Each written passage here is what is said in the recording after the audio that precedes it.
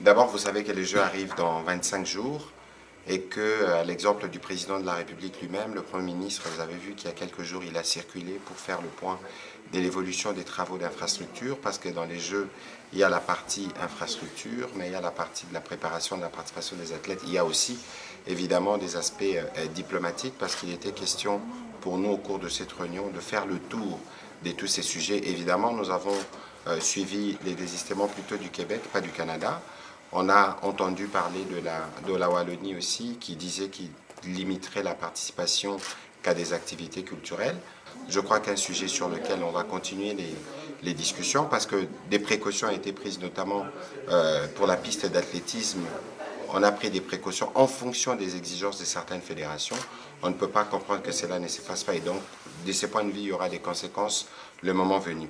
Mais pour aujourd'hui, nous avons été plutôt informés des dispositions, notamment sécuritaires, qui sont prises, parce qu'il y a des rumeurs ou ceux qui alimentent la manipulation, qui tendent à faire croire que Kinshasa n'est pas une ville sécurisée pour abriter les Jeux. Totalement faux. Il y a des plans de sécurité qui ont été faits. Il y a des dispositions qui ont été prises, notamment avec des ambulances spécifiques pour la prise en charge sanitaire des différents athlètes. Et donc aujourd'hui, on s'attelle plutôt à finaliser les derniers travaux sur tous les sites où il reste encore de travaux à faire.